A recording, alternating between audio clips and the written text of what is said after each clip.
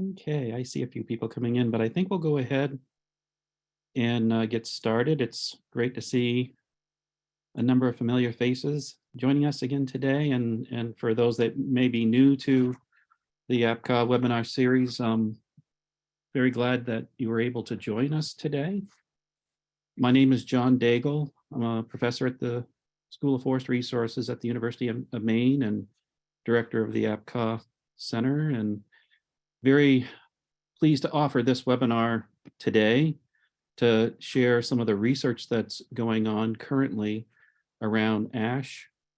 And I am really hopeful, in terms of thinking about this current research that's being done, that will also help to motivate our future efforts, whether you're a researcher yourself or whether you may become involved in seed collection work and monitoring of ash trees in the future.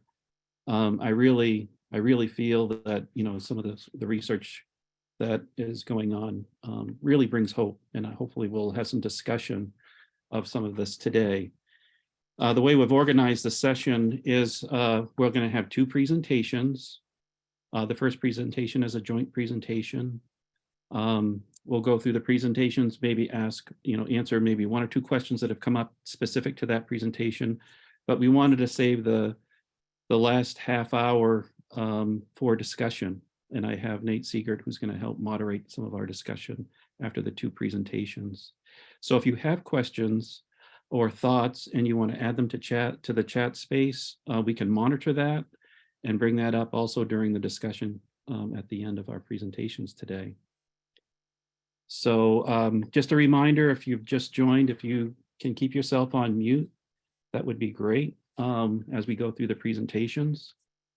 And the first presentation is going to be a joint presentation. Jill Hamilton is an associate professor at Pennsylvania State University in the Department of Ecosystem Science and Management. She is the director of the Schatz Center for Tree Molecular Genetics and Everson Chair in Silvicultural Research. Broadly, her research team combines genomic data with environmental data and quantitative genetic experiments to understand the genetic basis of traits important to adaptation to climate-related stresses and disease. She is currently contributing to range-wide conservation and restoration efforts for 4 ash species, and I'll give their common names: green, white, black, or brown, those are the 3 species here in our state of Maine, and also includes Oregon ash as part of her research. And she is doing these efforts, organizing ex situ collections, range-wide genomic monitoring, and ecological studies needed to inform breeding for future restoration efforts. So Jill, thank you very much. And I want to introduce your co-speaker, Melissa Lehrer, who is a postdoctoral scholar at Penn State University, working under Dr. Jill Hamilton. She received her PhD from West Virginia University, where she studied the drought stress response to sorghum. At Penn State, Melissa is contributing to research focused on black ash, including establishing range-wide ex situ seed collections. Using this collection, she plans to uncover variability in seed traits within and across black ash populations. Further, in collaboration with domestic and international partners, she plans to establish common gardens across the East Coast. Through this work, she will develop a greater understanding of the genetic diversity across and the adaptive potential of range-wide black ash populations, which I'm very excited about. So with that, Jill and Melissa, thank you for joining and look forward to your presentation. How does that look? Let's see. Does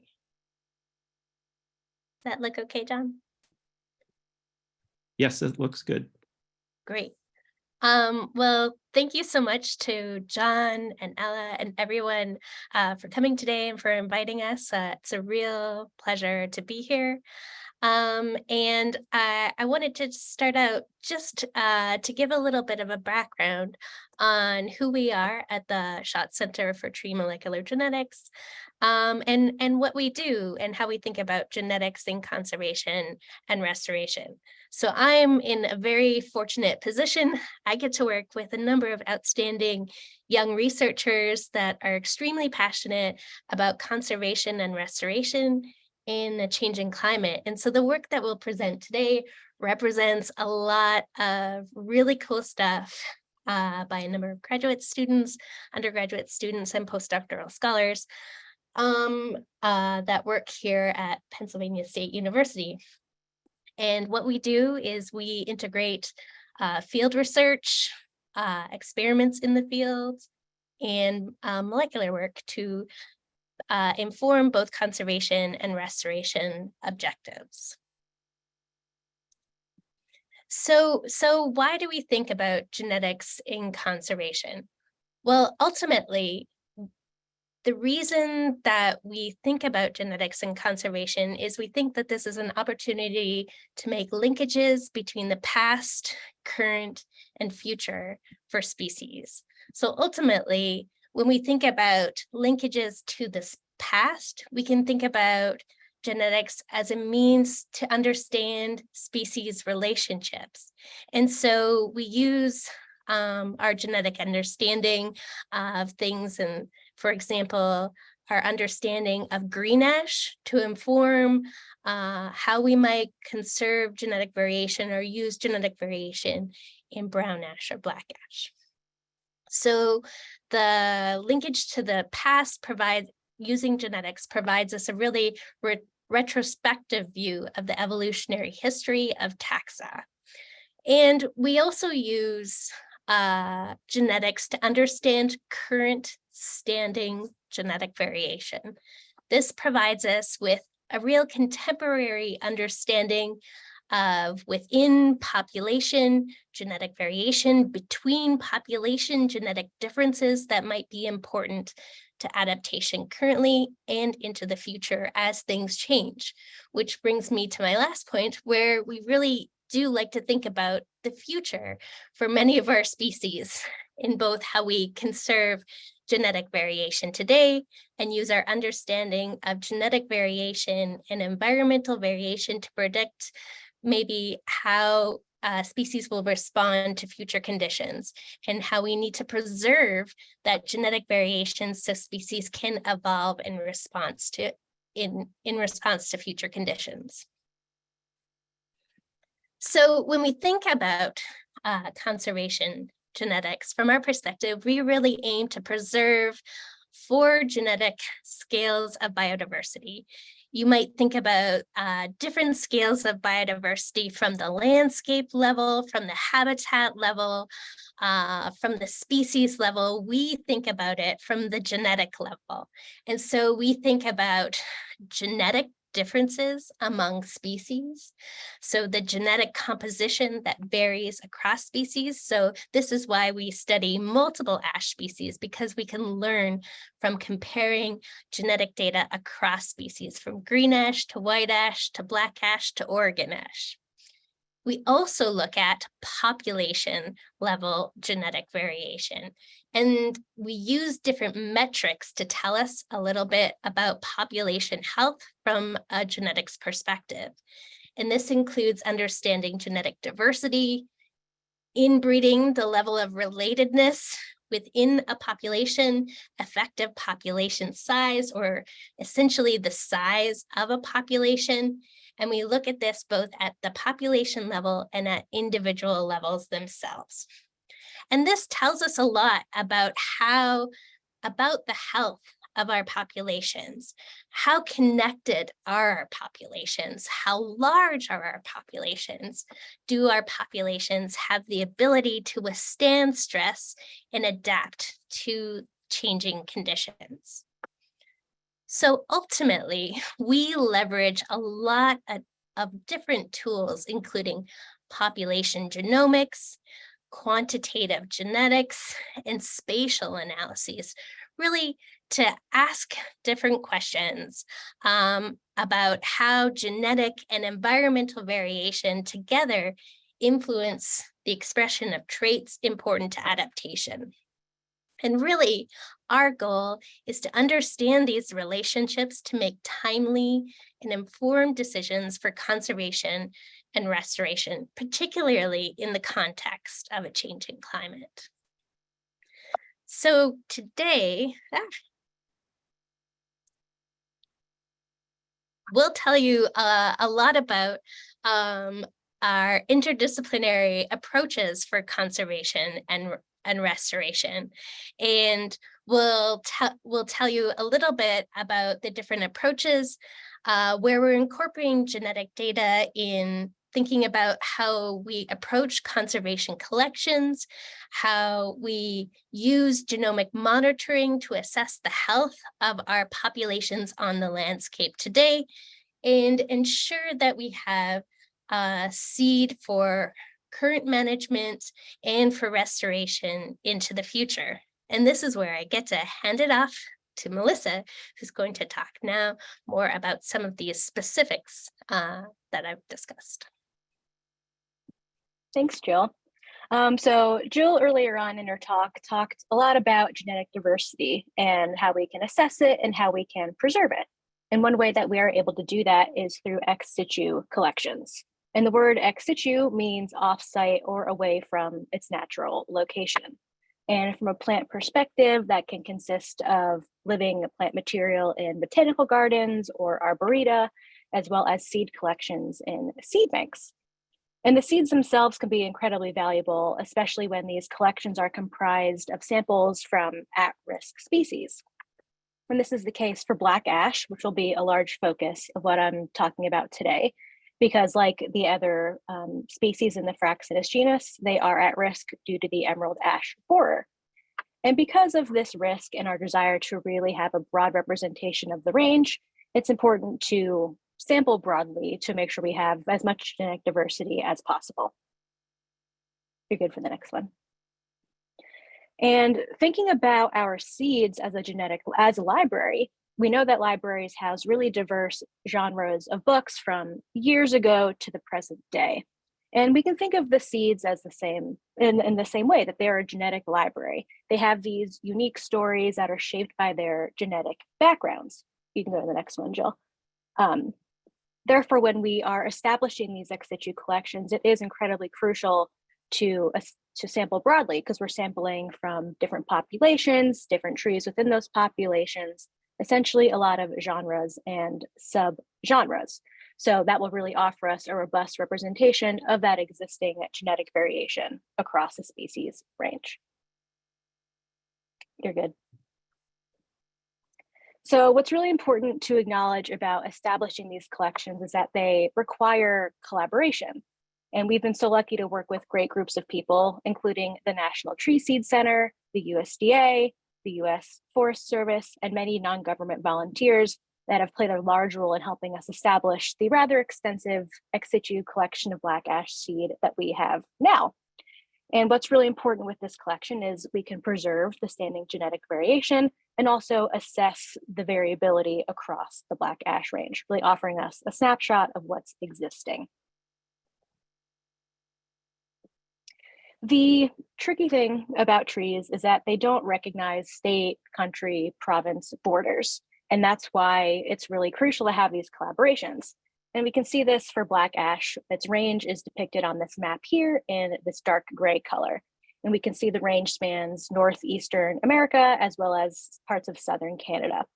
And all these different data points that you see represent populations of black ash seed that are in our collection, with the different colors representing the different group that we were fortunate enough to get this seed from. You will see that, oh, sorry, I wasn't done. You will see that one of the main gaps in our collection is in the Michigan area. And that's not entirely surprising because the first incidence of EAB was detected in Detroit, which is in the southeastern portion of Michigan. So that ultimately resulted in the decimation of trees in and around that area. But even so, we have a robust collection that we can, draw information on the genetic diversity across this range from. So now that we have established this collection, it really opens a lot of doors for us. For example, we can mine the our collection to assess the genetic diversity across the range. And that's quite crucial to do both across all of our populations and within individual populations. So I know we've been talking a lot about genetic diversity, how we can preserve it, how we can assess it. But what's important to acknowledge is that we don't necessarily or initially need genetic data to assess that variation. We can use phenotype data as a proxy for that genetic variation. And what I mean by phenotype data is traits that we can visualize. So with us, that could be hair color, eye color, and height. And an example of that type of analysis in plants is seen here with Dr. Lionel DeSanto's work, who is one of Jill's former graduate students. And what Lionel did was used differences in seed morphology across two Tory pine populations as a proxy for the genetic variation that exists. And even just looking at these two images, we can see those stark differences in seed size between the two populations here, which is really interesting given that, they're the same species. It really, gives us something to think about. And of course, it's really helpful to be able to visualize this difference, but it's also important to test it statistically. And the figure that you see here is called a principal components analysis, or a PCA plot. And one really useful feature of a PCA plot is the ability to visualize sample similarity. So for example, samples will group based on their similarity. In this case, we can determine whether these two Tory pine populations, colored in yellow and green dots respectively, differ in their seed morphology. And because we see this distinct clustering of these different colored data points, it suggests that seed morphology is more similar within each individual population than between the populations. And we can also take this a step further and determine the factors that are really driving this variability, which in this case would be which seed traits are driving this variability. And that will be explained by the axes you see here, labeled PC1 and PC2. Not only is it important to look at within and between population variability, but also kind of zooming in on that a little bit and looking at the effect of maternal families. And if we think about us as a species, we're all humans, but because we have different parents, they influence our genetic backgrounds and thus make us unique. And we can really apply that similar perspective to trees, which again is why it's so important to look at population level and maternal family level. So as we can see in the figure here, Lionel was able to do just that. We can see a distinct proportion of variation in each of our seed traits as a result of population, which is in green, and maternal family in this orange-yellow color. And if we take a look at embryo length, which is what EL stands for, we can see that maternal family is driving a larger proportion of variation in this trait than population is.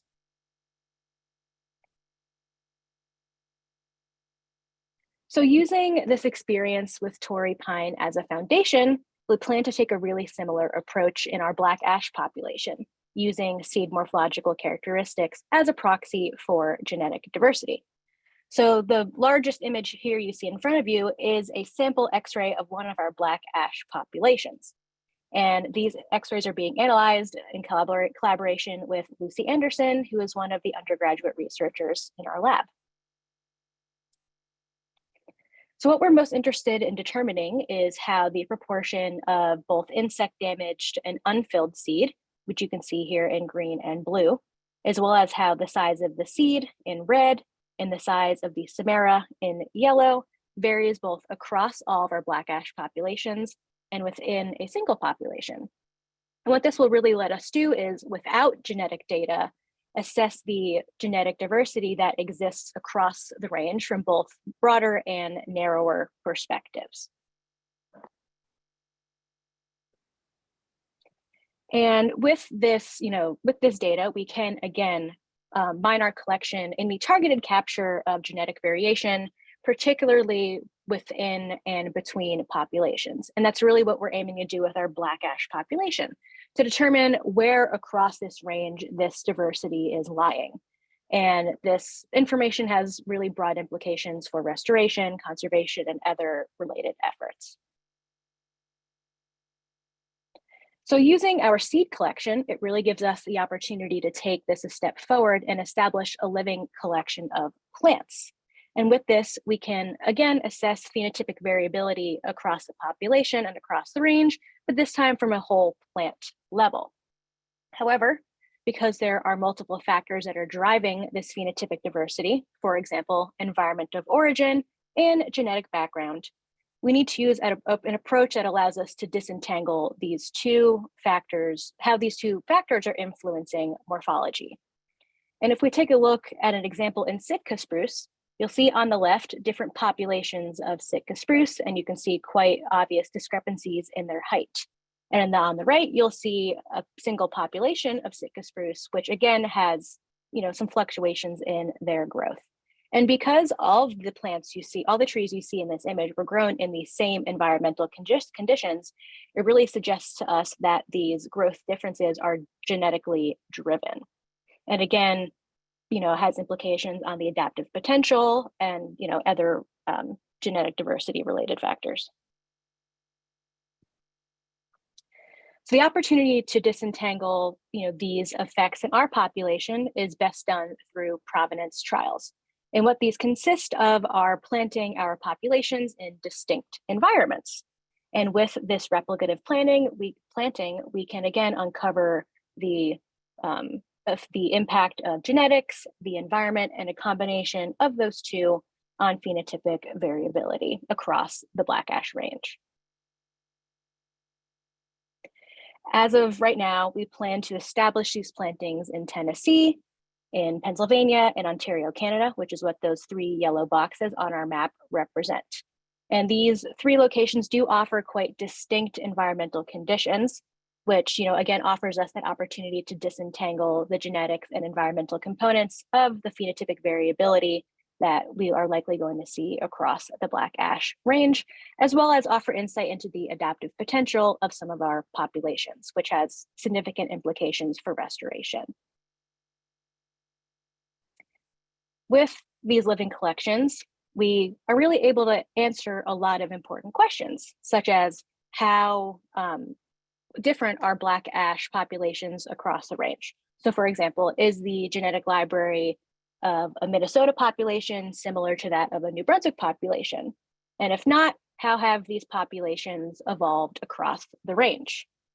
Answering these questions is crucial when making recommendations for restoration efforts, as a population, maybe from Wisconsin, has the adaptive potential to thrive in another non-native environment.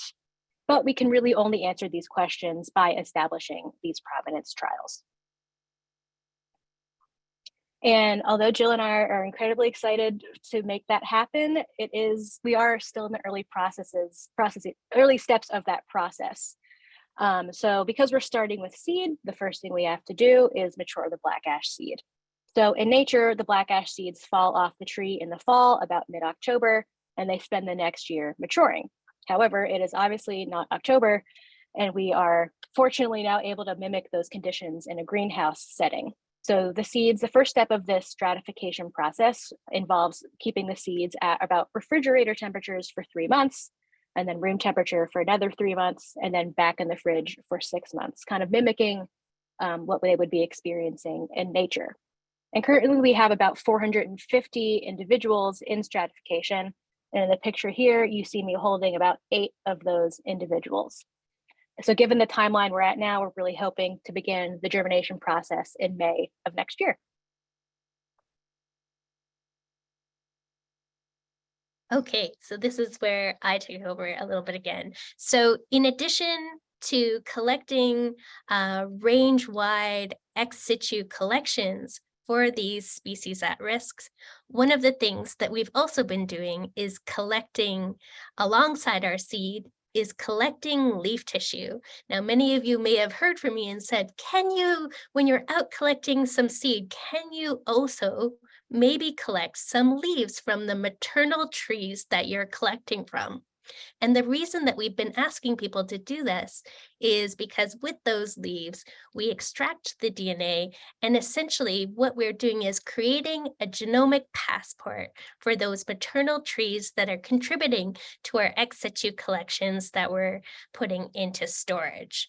And I really liked this figure that I found on wheat, where they do this a lot in both crop and crop related species, where they use these collections in the field and create these essential genomic passports that they use for germplasm, essentially as a pre-breeding, a conservation, and a restoration resource.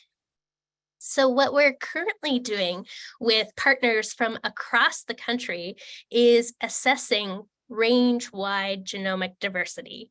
And we're doing this in black ash, white ash, green ash, and Oregon ash. And we'll show you some very preliminary data from our Oregon ash, which has been sequenced already, and we are currently in process of contributing to our range-wide collections with black ash, green ash, and white ash.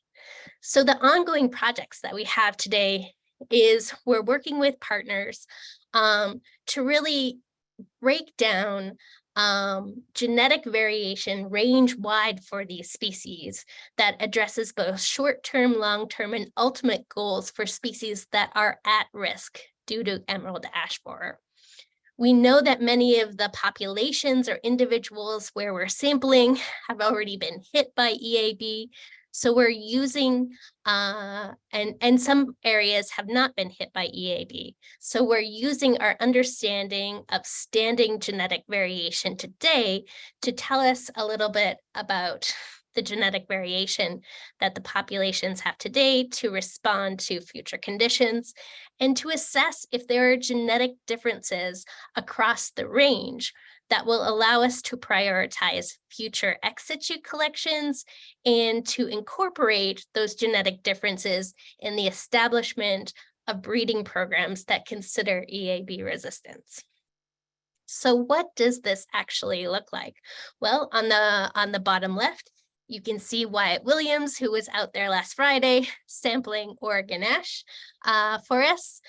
In the middle, you can see how we preserve many of these leaf collections that you may have participated in sampling from. We collect leaves, then we put them, often we dry them on silica gel and we preserve them, and then they come back to the lab where we extract DNA. And you can see that we're really covering substantial geographic ranges with these collections, and we could not do this without many, many partners. A large part of this research is funded by the Nature Conservancy in collaboration with the Forest Service, in collaboration with USDA, Oregon Department of Forestry, Huntington Botanic Gardens, and beyond. The list goes on and on. So we could not do this without many, many partnerships.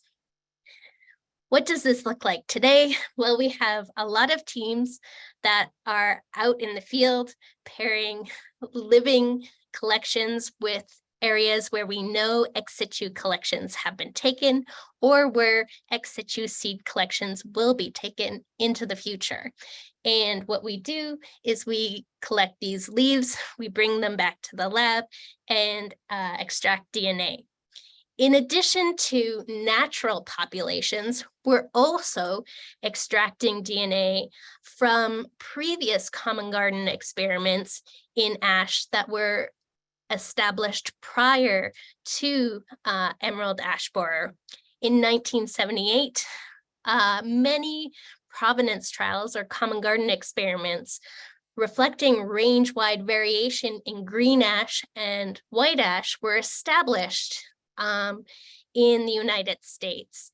And so we've been able to work with partners to figure out what those trees were, where they're from, and to collect from them today. Even though many of those trees aren't living, there is living tissue that we can extract DNA from.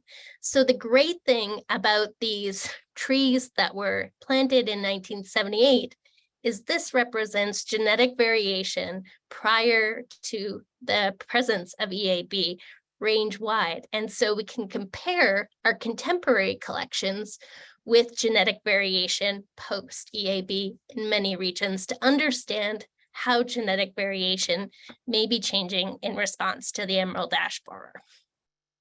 So we spend a lot of time in the field, and I've even featured Nate here, who helped us with many collections to collect these leaves and bring them back to the lab.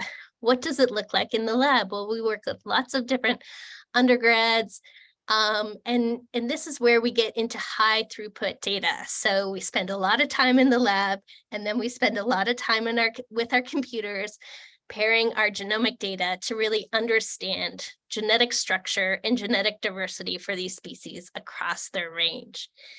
And just to give you an example of some of the very, very preliminary data for one of these species, what does this actually look like? How do we use this data?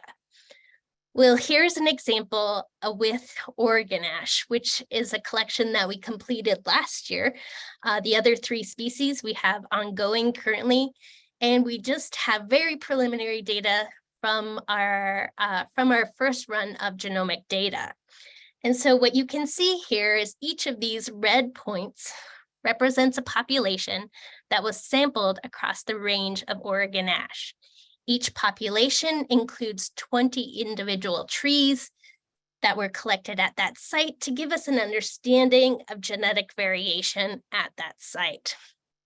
And so we sequenced all of these populations and all of these individuals from across this range.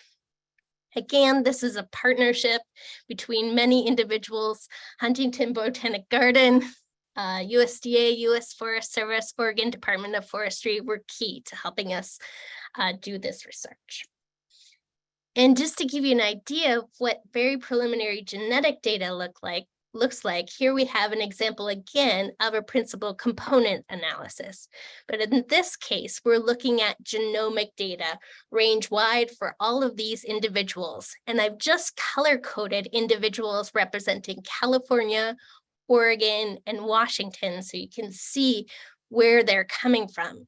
And I think it is really interesting to see on this first principal component axis along the x-axis there, where you can see that there's genetic differences across, contributing largely between 2 clusters in California, telling us that there's some pretty big genetic differences across the California populations. And then on our y-axis on PC2, we see this latitudinal transect from Washington, Oregon to California, telling us probably that there's this latitudinal gradient in genetic variation that may reflect recolonization following recession of ice sheets. So this is very preliminary data, but it tells us that, well, there's some genetic differences across these regions and populations. It tells us that if we want to think about including individuals for breeding, right now we've included a number of individuals from Oregon, but maybe we need to include individuals from the 2 genetic clusters in California and also from Washington. It tells us a little bit about the relationship among populations, and this is just very preliminary work. So we can use this data to tell us a lot about the history of these individuals, the standing genetic variation, and how they might respond and be used for restoration into the future. So ultimately, we think there are a lot of challenges, but with every challenge, there comes an opportunity for conservation and restoration genetics. We hope we've convinced you that these ex situ seed collections that you may be contributing to now or into the future are invaluable. And we can think about lots of different ways that we can preserve and maintain variation in collections for these foundational tree species.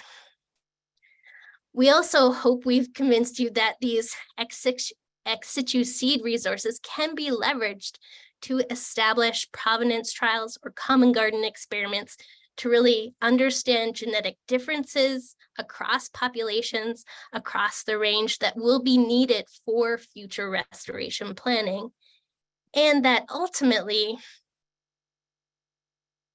the genomic data that we're collecting representing these range-wide collections can be used as a pre-breeding resource to understand the standing genetic variation present today to ensure that we have that genetic variation maintained for the future. With that, I hope there's a couple of minutes for some questions. Thank you. Thank you, Jill and Melissa. Very good. I see one question I'd like to ask right away that just came in from Susan. Could the comparison of genomic data pre and post EAB help reveal EAB resistant genotypes? I think that's a really interesting question. So it's possible. It is possible to maybe target. It's possible. I think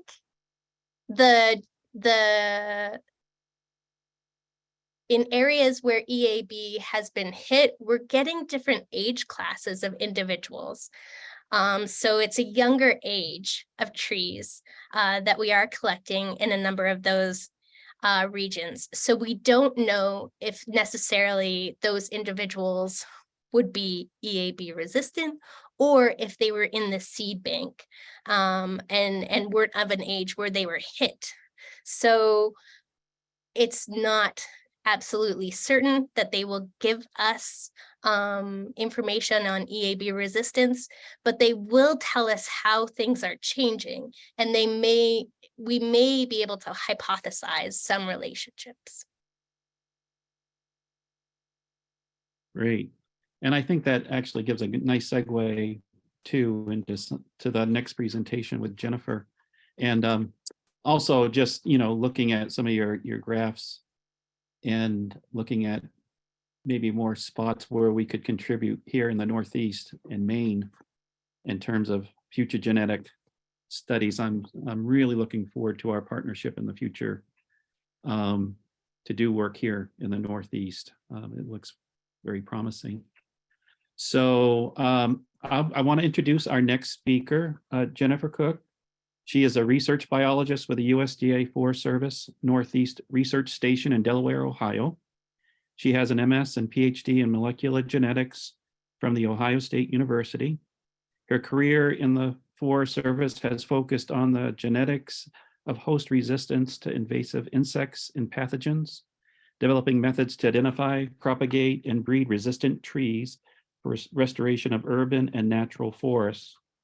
Her current focus is on applying such methods to restore self-sustaining populations of EAB-resistant ash trees in North America. She collaborates with national and international academic, NGO, and government researchers to apply new technologies to develop methods to accelerate breeding. Dr. Koch is also heavily involved in creating novel partnerships to transfer research results into operational, on-the-ground efforts to retain improved, healthy ash trees in our forests and landscapes.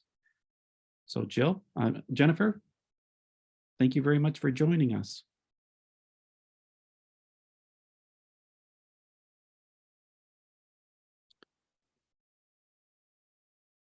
I'm muted. Thank you for the introduction, and thank you for having me, and thanks to everyone for being here. I have a critical question. I suddenly can't. Are you seeing my slides? Because I cannot see them. They're not up yet. I do not understand why.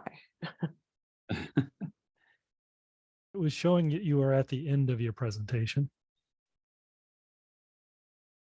Yeah, I think you might have flipped through it when we tested it. Yeah, you could try bringing it up again, Jennifer. I think that might. There you go. I think it's. Yeah, but I still can't see it, and I can't start it.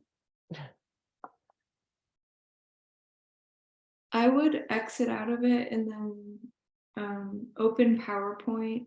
Like stop screen sharing, then open PowerPoint, And then in the top bar, you'll see a button that says play slideshow from start.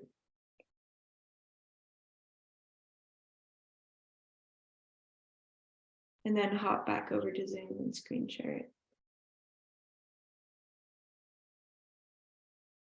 Okay, I think I got it now, as long as it shows up for me. Oh yeah, finally. There we go. There you I go. think we got it. Except now I have.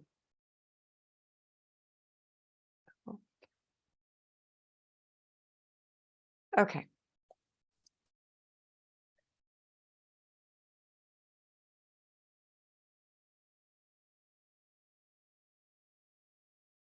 I'm just trying to get rid of, I guess I can't get rid of the bar at the top so I can see everything.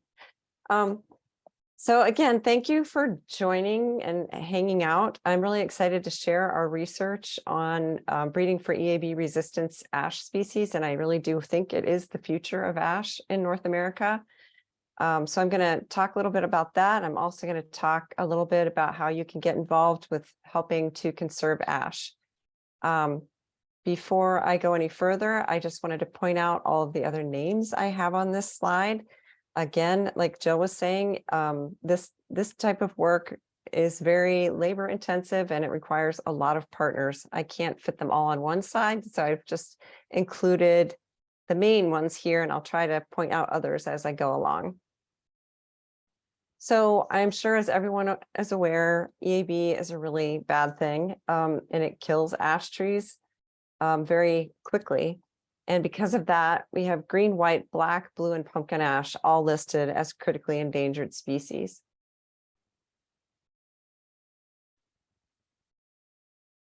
So what are the management strategies? Just historically, originally, the idea was let's eradicate it, which makes sense if you're successful. So there was a lot of cutting of infested trees. And then it went to the idea of creating ash-free zones to try to prevent the movement of EAB. And this was abandoned because there were too many outliers that were found. You might have heard of SLAM, slow ash mortality. That involves tree removals, insecticides, trap trees that would attract a bunch of EAB that could be then removed and destroyed. But this is not a technique, you know, it says right in the name, slow ash mortality. It's not going to eradicate EAB, nor will it eliminate mortality. What it can do is hopefully help conserve some germplasm until resistance is available. You may be familiar with the biocontrol program. There are 5 parasitoids from the native range of EAB approved for release in the US. But according to this publication by the biocontrol people on biology and control of EAB, that parasitism or biocontrol coupled with moderate to high levels of host plant resistance should permit survival and regeneration of ash. So our work is focused on that aspect, is producing more resistance. So Jill and Melissa were just talking about genetic variation, and this is really the key to resistance and to breeding. Early in my career, when I was first trying to get funding to breed for resistance to EAB, I was really struggling to convince people to believe that a native tree species can actually have resistance to non-native insects and diseases.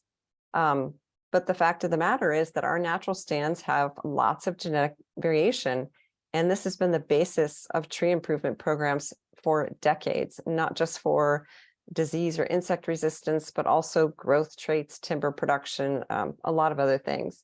So it's not inconceivable with this level of genetic variation that there could be combinations of rare gene variants that could confer some level of defense to EAB.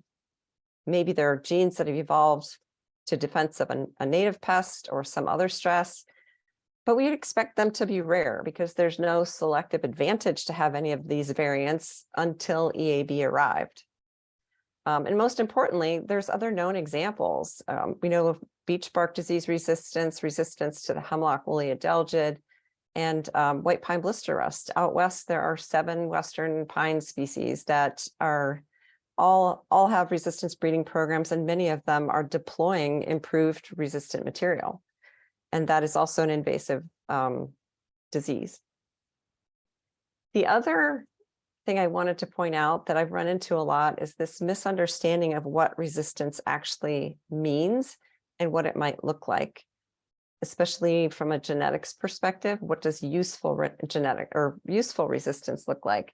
Because a lot of people thought that a tree had to be completely immune and could not have any signs of infestation or any sort of insect damage. So I use this definition that I kind of took and applied it more to the system I'm working in from nature reviews. And I'm defining resistance as the ability of a tree to limit or partially limit insect growth relative to susceptible trees. So it's all about the impact of the tree on the insect. So that could mean that it slows down development, it prevents the full life cycle of the insect in some way. But the bottom line is that if partially resistant trees may simply be those that live longer than susceptible trees. And the slides that I'm going to show you from this point on will demonstrate that they can in fact be improved further through breeding.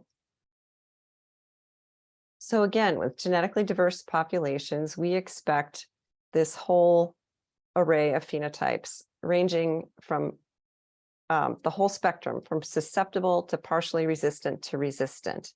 But as I had mentioned, because our Native American species have, or Native North American species have not been exposed to EAB until very recently, the most common phenotype that we're going to see is susceptible trees. And that's shown with the picture of the dead tree there. Partial resistance, we do see, and it's pretty rare. And that's illustrated by the picture. You can see the bark cracks, and there's been healing there. And so that tree continues to have a healthy canopy. And what is extremely rare is a high level of resistance where you cannot detect any sort of visible damage from the insect. So I wanted to take a minute to talk about natural selection, because in a perfect world, when natural selection works, it can work well. And breeding is just, people often refer to it as artificial selection. So I want to talk about sort of how it's related. And our ultimate goal is to get back to natural selection. So here we are starting with a natural stand that has lots of genetic diversity. We have susceptible trees, and then we have some resistant trees. And then an insect or disease comes along and it takes out some of the trees. It may not kill all of the susceptible trees. They might be hanging out, barely surviving or in some state of decline. But what we're seeing now is there has been a selection event. So a bunch of the susceptible trees have been killed. So by definition, this population that is left remaining has an increased proportion of resistant trees. This in turn increases the probability that the resistant trees are going to breed with one another, and in the second generation produce an increased amount of resistant progeny. So again, the insect or disease is still going to continue exerting pressure or natural selection on this population, but when you go through this process, you're increasing the population level of resistance in each generation. Now, in the case of emerald ash borer, the resistant trees are so rare that even with the genetic diversity, what we have after EAB comes in is a very small number of resistant trees that are remaining. And so they're too far away from each other to be able to naturally pollinate one another. And that requires the help of breeding programs where we can preserve these valuable trees and bring them together and breed them and increase the level of resistance, and then get those populations, those improved populations, back out on the landscape. And if we do nothing, we risk extinction. So taking the same concept of this whole array of levels of resistance, from 100% susceptible all the way up to 100% resistance, we are not trying to achieve 100% resistance or immunity. It's really not attainable. Even Manchurian ash, which is a species that did co-evolve with emerald ash borer, is not 100% resistance. It is highly resistant. So I wanted to talk about the goals of forest restoration breeding. So the goals of forest restoration and breeding, we want to maintain genetic diversity. We want to maintain the ability, enough genetic diversity so that we have resilience to adapt to the changing climate, to survive future pests and pathogens. We want to retain regional adaptive traits. We basically want to produce a population that has a survival rate so that it is self-sufficient, so it lives long enough to reproduce, and then continue to evolve under that natural selection scenario that I just described to you. So through forestry breeding, we're starting down here and we're increasing the frequency as well as the level of resistance until we reach that steady state of self-sufficient under continued selection.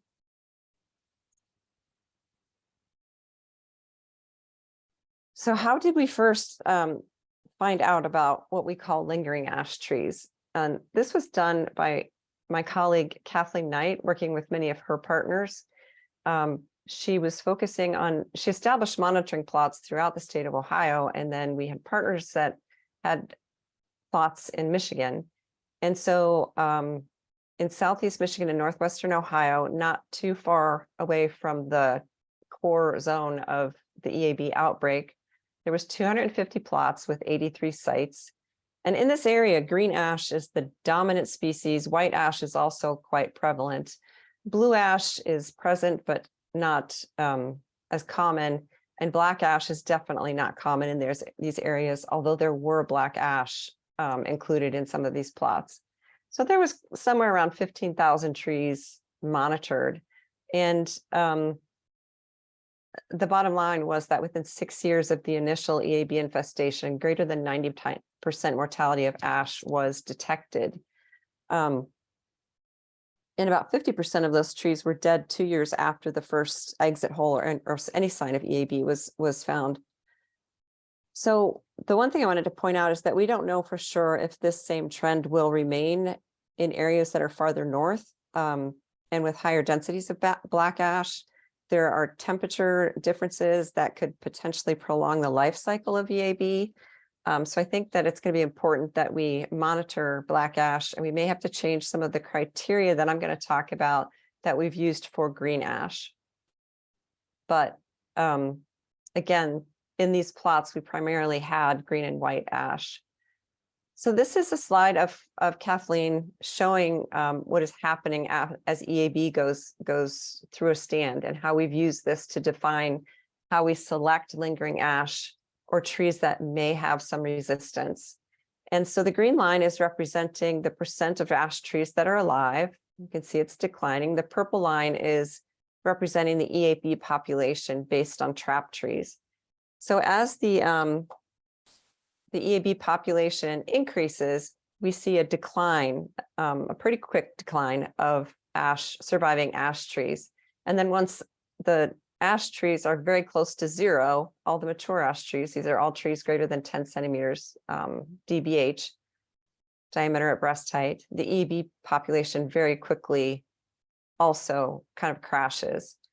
And then slowly they both appear to reach zero by 2014.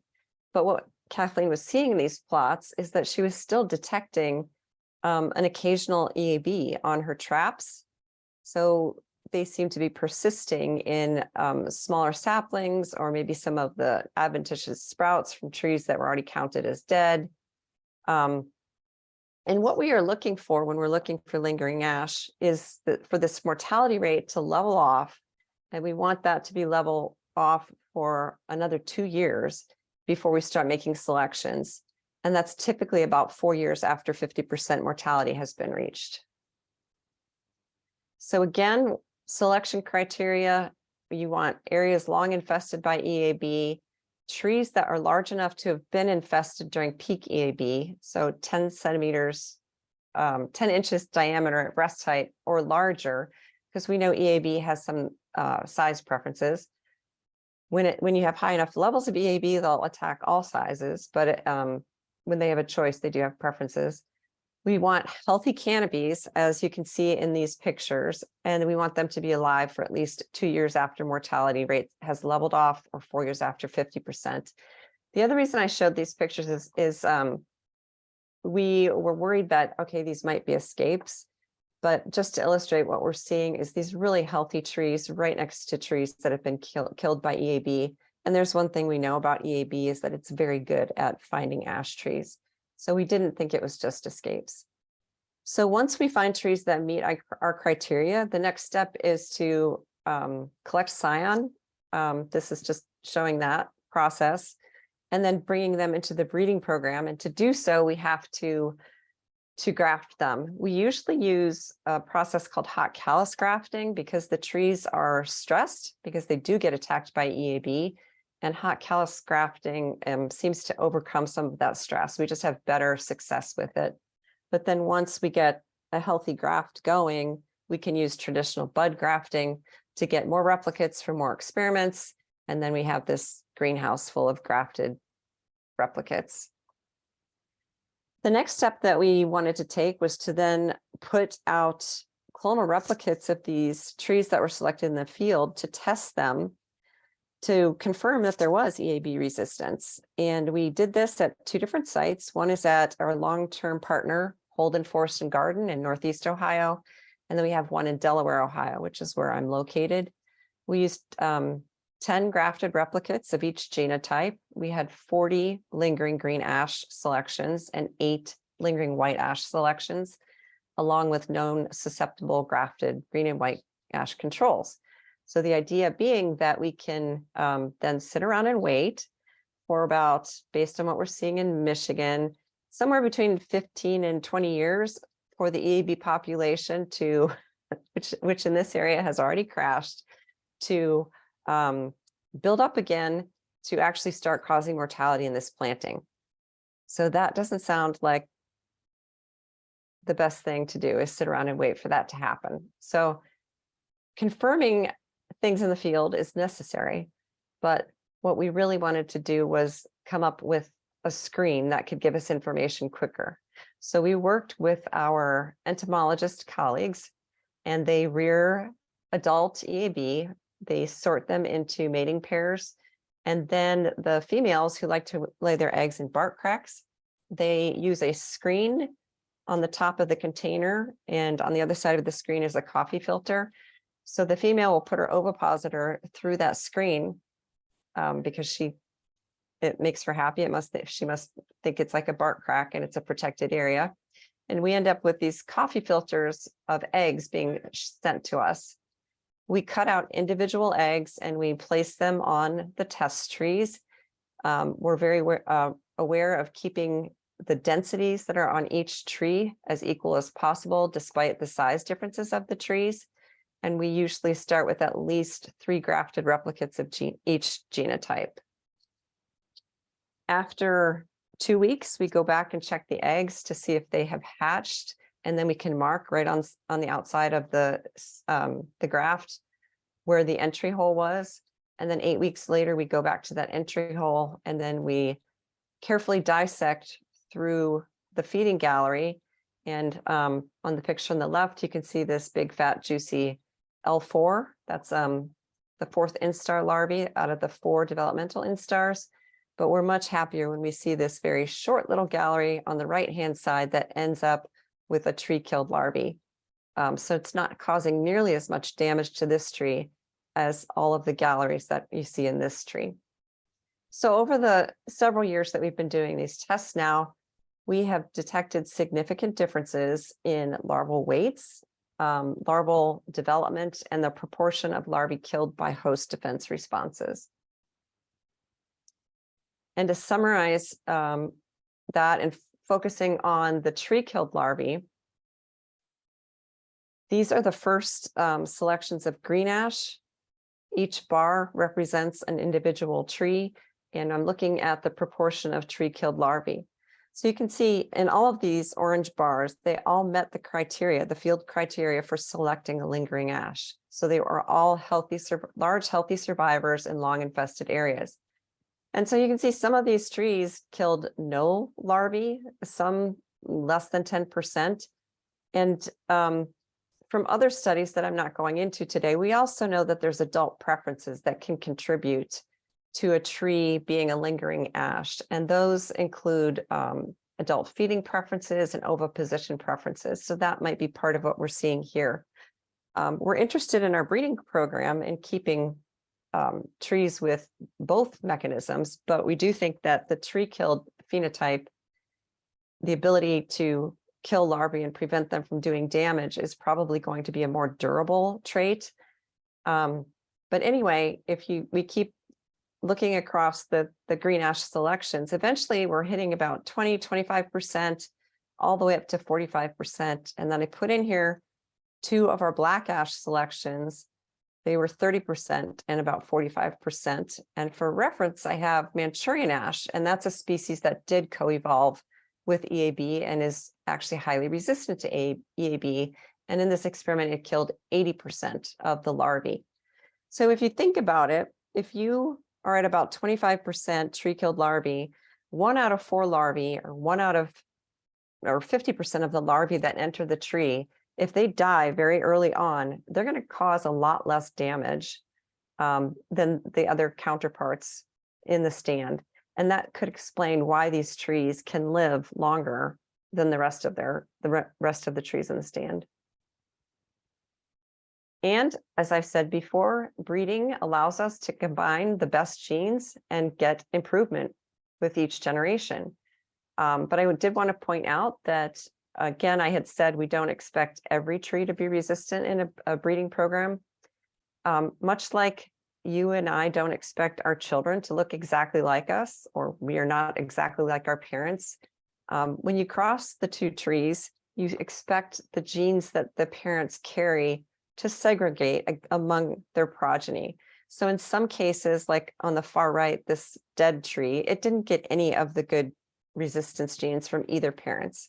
In other cases, like the 2 in the middle, it got some or from one parent or the other of the EAB resistance genes, and it performs about as well as the parents. But in other cases, there's progeny that got the best genes from both parents, and those progeny would be expected to perform better than either of the parents. And that is exactly what we observed when we started actually being able to do bioassays on families. And this is a graph showing a similar bar chart. We're looking at the proportion of tree-killed larvae, but this is a seedling family that had lingering ash parents. And for reference, I put on here the blue arrow. This shows the best performing individual tree from a seed lot of lingering ash, I'm sorry, not of lingering ash, an unselected seed lot. So a susceptible family. This is the best performing tree out of a susceptible family. Most in this family killed no larvae. The green arrow is showing the best performing lingering ash that was selected. So that was that 45% tree from the earlier slide. So the parents are no higher than this. So they're going to be in between these 2 areas. And so much like the cartoon depiction, we have some progeny that are performing worse than either parent, some progeny that are performing like similar to the parents, and then some progeny that are better than either of the parents. And as a matter of fact, up here, we're in the 80 to 90% tree killed larvae range, which is similar to Manchurian. So in this single family, we've showed an increase in the frequency of resistance because we have about 1/3 of the family that has more resistance than either parents, and an increase in the level of resistance. So our strategy now to retain genetic diversity and adaptive capacity is to do crosses with as many different combinations of lingering ash parents as we can, and select these best performing tree seedlings from each, establish those in a second generation seed orchard, and allow them to cross breed with each other. And then this should produce seed that's even has even greater increased defenses against EAB. And at this point, that is what we have done. This is the plantation that we installed with 16 families so far, using 14 different parents. And the idea is that we're going to let EAB come in, and we will pull out any performers that don't do well in the presence of EAB, but the healthy trees that remain will be managed as the seed orchard. However, as I mentioned at the beginning, all of the trees that we are working with came from the lower peninsula of Michigan and northern Ohio. So those, and shown on this slide is the range of green ash. So trees from this little area are not appropriate to restore. The seed from that seed orchard is not appropriate to restore the entire range of green ash. So tree breeding is an iterative process, not only to continue to improve resistance through every generation, but because the whole process that I just described has to be repeated across the range of the species with new genotypes to retain the adaptive capacity across different environments, and as well as retain genetic diversity. So we work with a lot of partners. So I wanted to switch to black ash. As I mentioned, our initial work did not include a lot of work with black ash because it just wasn't very prevalent in the areas where EAB was first hitting. And so there wasn't that much known about it. Since then, there have been some field studies, and we know it's a highly susceptible species, but we wanted to learn more about the genetic variation in response to EAB within the black ash species. So we took 6 unselected seed lots. So again, these are seed lots that were collected in areas that EAB had not even reached. And we used the same EAB bioassay. And so this graph is very similar to the others. This is proportion of tree-killed larvae. The blue arrow is the best performing green ash from the unselected or susceptible family. And the green is the best performing selected lingering green ash from the natural forest. And each individual bar is representing one of the black ash seedlings that were tested. The different colors are representing different, the blue is representing a single family, just to show variation across the family. But you can see, again, we have plenty of seedlings here that didn't kill any progeny. But then we have seedlings, again, that are in that range between the green arrow and the blue arrow. So these ones are as good as the lingering selections that we made after waiting for 95% of the trees to die. And even more interesting is that this was the best green ash. Some of the seedlings, without even selecting, performed better than the best lingering green ash that we had selected. So this is showing variation according to our bioassay, both between families and within families. So unfortunately, we know that tree-killed larvae does not always equate to better survival in black ash. Both in field data and bioassays, we know that it takes fewer larvae to kill some black ash genotypes. And we think that this is because it can cause a defense response. So black ash responds very vigorously to EAB attack, as shown in these pictures, but sometimes it's so vigorous it becomes detrimental to the tree. And this is just trying to illustrate that. So this is a green ash, and you can see the gallery, and you see all this white tissue, and it looks like it's not even aware that this bug is feeding right through it. But on the black ash, here's the insect gallery. You can see by the browning response, all of this reactive tissue, and the tissue ends up dying. And so this big swath of dead tissue could easily lead to girdling this seedling. So there's going to be a need to screen for both larval kill and the lack of these detrimental defenses.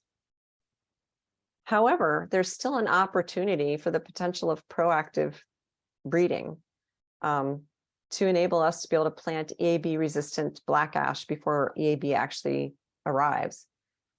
So the bioassay tests that I just showed you graphs of the black ash seedlings, a subset of each seed lot we left in pots. We put the eggs on and just left them growing in pots for a year.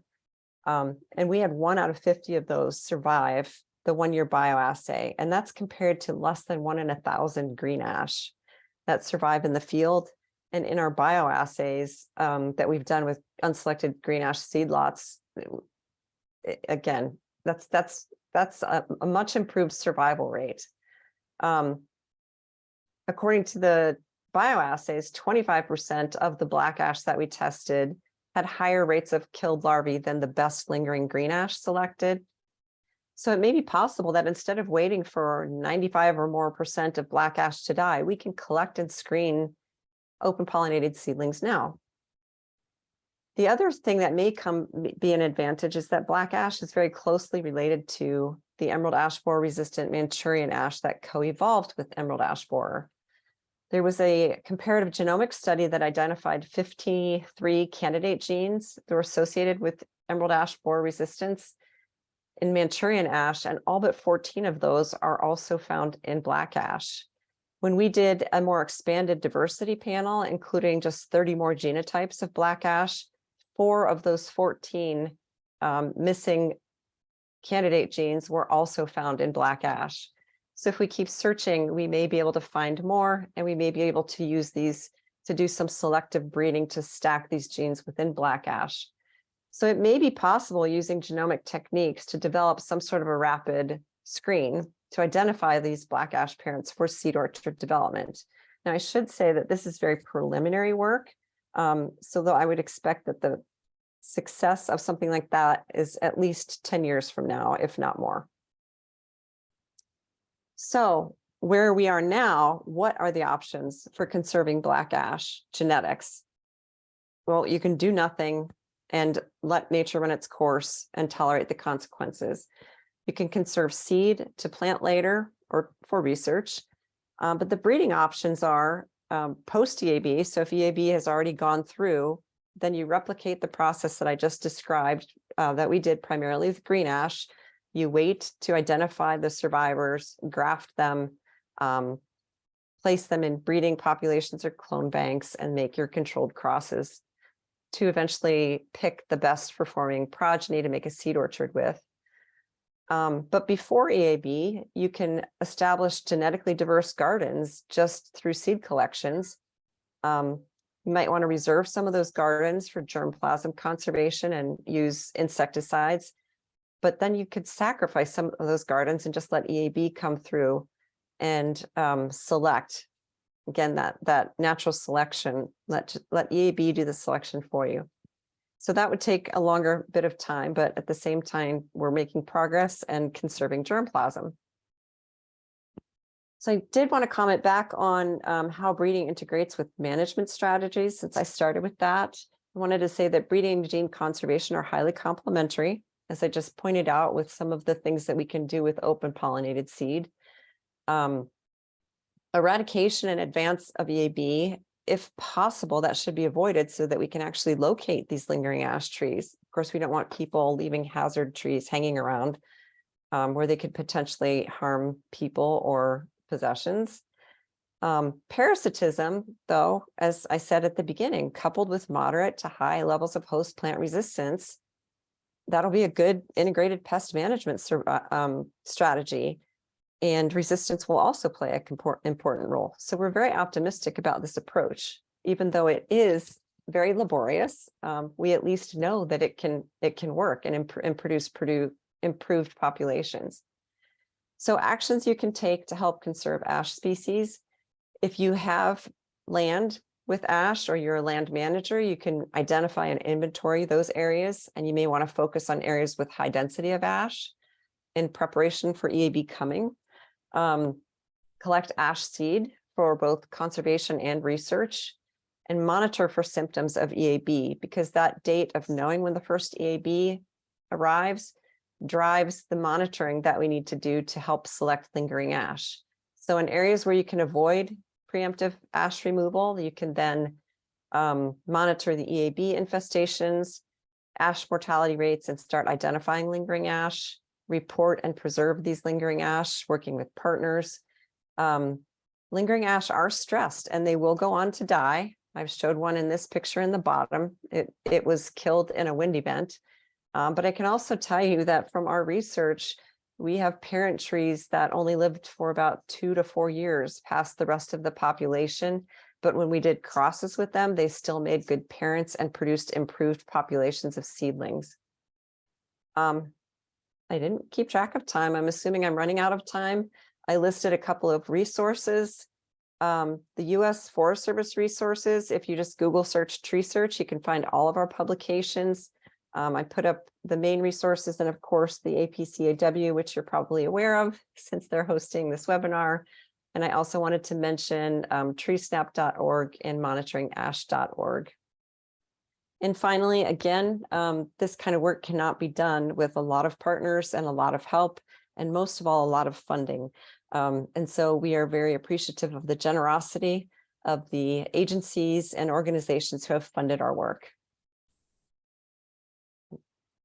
Thank you, Jennifer, for a great presentation.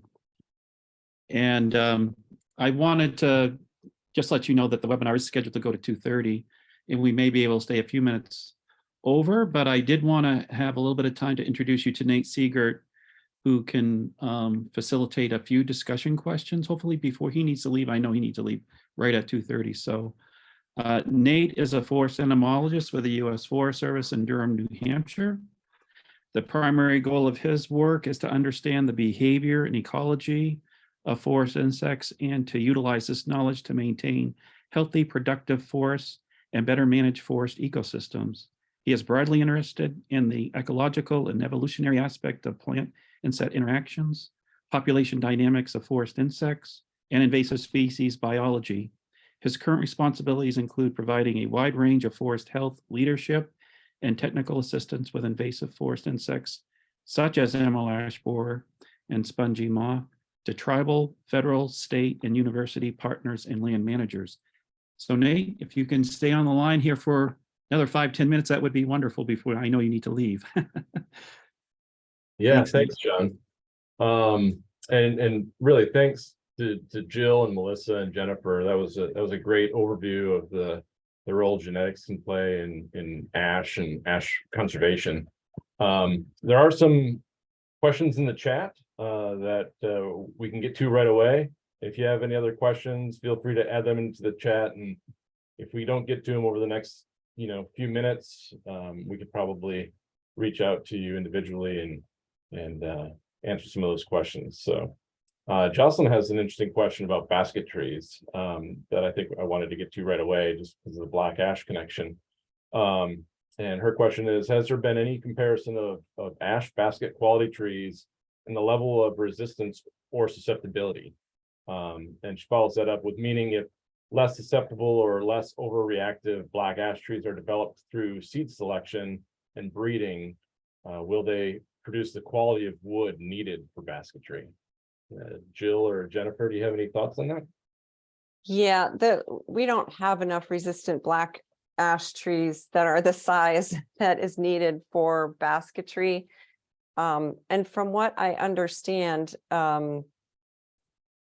there's a good chance that the qualities that make a black ash tree good for basketry may have more of an environmental influence than a genetic influence. That's something that would have to be worked out.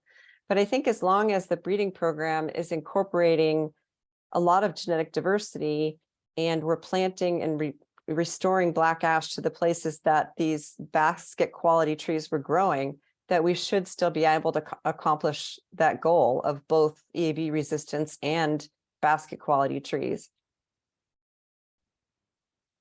Jill, do you have any thoughts on that? Yeah, I think I concur with Jennifer on that. And so establishing these common garden environment, these provenance trials where we get to maybe both understand the relationship between genetic variation and environmental variation to traits that might relate to basket quality would be a really great opportunity to do some additional research. Yeah, I wanted to get you on the screen because I think it's interesting seeing Jennifer's work and your work. It made me think of these areas where emerald ash borer has been established the longest, like in Michigan. where we don't have a lot of seed producing black ash trees to get seeds and to be able to do outplantings. We do have a lot of black ash regeneration. So those same genetics of the overstory trees that died are there, and they're not producing seed because they're so small, but they are producing lots of foliage. So I was thinking about your work with the ash foliage genomics. If we can then compare that to other areas like in the Northeast where we do have seed producing black ash, we can do a comparisons between the genetics where emerald ash borer first started in Michigan and where it hasn't gotten to, or we still have seed producing trees. Nate, we could even, depending on the size of the trees, you could even propagate those and bring them into, protect them and then make propagules for testing. And I wouldn't be surprised if you saw some variation in response to EAB if someone would undertake an effort like that. Yeah, certainly. I think that there's a lot of options or opportunities for that. With the new black ash trees growing in under these novel conditions, open canopy, and releasing seedlings and saplings that were passed over by emerald ash borer and the first wave of the invasion, they are putting on size very quickly in some cases. So I think there's lots of opportunities to do some of that kind of work. Let's get to another question before we have to go. Gary had a question early on about tree breeders and geneticists, and he wanted to know, will you also look for the genes that are conferring the resistance so they could be transmitted through new breeding techniques? I would say in a perfect world, yes, but if we waited to actually be able to dissect the underlying genetic mechanisms of resistance before we started a breeding program, that most of the trees would be gone, at least for green ash and black ash. So the great thing about a breeding program is you don't have to know what those genes are, and you don't have to know the specific mechanism. You just have to be able to reproducibly and quantitatively measure your phenotype. And the phenotype that we're measuring is the ability to kill larvae at early instars. Having said all that, this is a huge amount of work, especially to replicate what we just spent 10 years doing, using only trees from Michigan and Ohio. To replicate that across the whole range, it would be really nice if we could have some sort of a tool, a genomic tool that I was kind of inferring with the black ash model, that would help us accelerate the whole breeding process, breeding and selection, and reduce the number of trees that we have to screen using this laborious dissection technique, reduce the amount of trees that you have to validate through field plantings. So something like that would be really nice. And we do have multiple partners that are working towards that. But again, I think that's going to be many years out before we see a tool like that coming down the pipeline. I think that also one of the things that we could see in these future forests after emerald ash borer has rolled through is that we don't have to have, like you had mentioned, the 100% resistant ash trees. It's very unlikely that we're ever going to see the densities of emerald ash borer attacking trees like we are during the first wave of the EAB invasion. So you're going to always have fewer beetles attacking trees, less beetle pressure on those trees. So you don't have to have 100% resistance to be able to have surviving trees in future forests, I think. So, that gets back to collecting some of that ash foliage in these areas where we don't have ash seed. We may very well have the genetics in those areas that could lead to future, healthy future forests, after emerald ash borer. So let's see, we've got one more question here related to, this is probably more for Jill and Melissa, but Susan wanted to know if, could the comparison of genomic data pre and post. We already read that one. I was looking at Lori's question about via genomic data. Could you then decipher if male or female trees are more susceptible to emerald ash borer? Oh, that's a really interesting question. We'd have to be sure, yeah. They have to be producing seed first to know if they're male or female. Generally, we haven't got a genetic marker at this juncture to know if they're male or female in advance of seed production. But those are things that are currently being worked on by our collaborators at the University of Tennessee at Knoxville. I think it's interesting to think about. A lot of the seed work is obviously focused on the females. And so will be developed through those lines, but you're always having the genetic mixing from the pollen parent. So you are considering both throughout. So I don't know if it's going to be a sex specific kind of resistance mechanism. I can answer that just from our work. So from the trees that we have selected that meet the lingering ash criteria, it's about, sex is not a criteria. So we're just selecting anything that meets our criteria and has a healthy canopy, and they don't flower every year. So sometimes we don't even know what sex they are for a couple of years. But we roughly have 50% male and 50% female. So that indicates that it is not a sex, it's not a trait that's related to sex. Yeah, that's important for something like black ash, where you could have, up to 8 years between good seed years. So it's a long time to wait, and especially in relation to the emerald ash borer invasion. So Jennifer, another question for you from Jake. He said that you attributed ash survival to genetic differences. He wanted to know, how does chance or luck play a role in survival? Kathleen Knight did some work on it was a survival analysis where she was looking for factors that contributed to trees that took, trees that were the last to die, trees that took longer than others to die. And that is completely different than what we did, which is measure specific reproducible traits of being able to mount this host defense response that results in killing larvae. And typically there is going to be a genetic by environmental interaction. So we know that from Manchurian ash, for example. So typically EAB does not cause mortality in Manchurian ash, but when it's highly stressed, like if there's a drought event, then EAB suddenly can kill Manchurian ash. So that's an indication of genetic by environment. But our studies are basically, one of the things that we've done is calculate heritability of the tree killed or the defense killed larvae trait. And that is by definition parsing out the environmental influences from the genetic influences. And by our calculations, we are at above 60% being attributed to genetic influences. So what that equates to in the field is, sure, at a happy site where all the trees are happy, the resistance is going to be as strong as the genetics allows it to.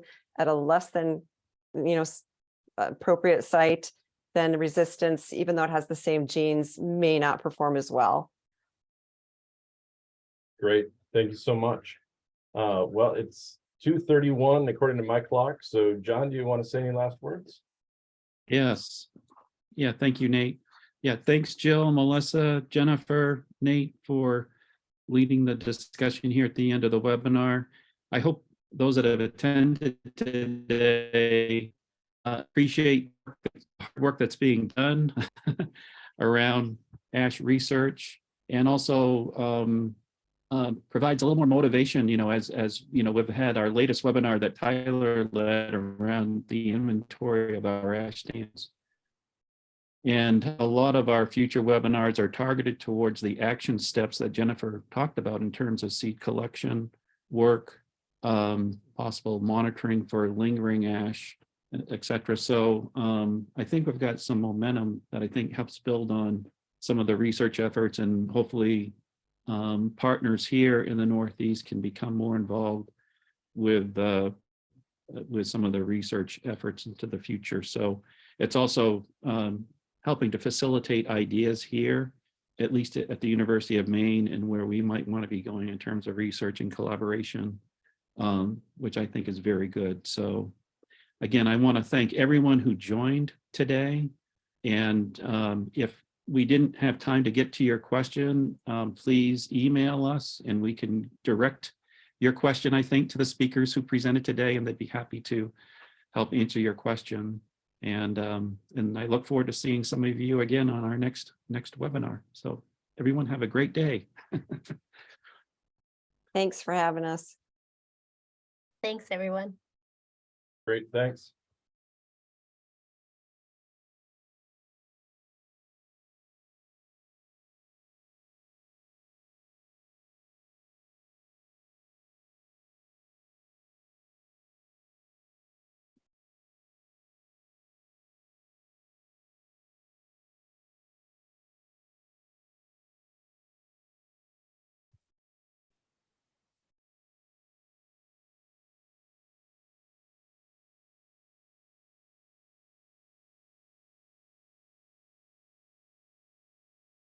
Great job, John.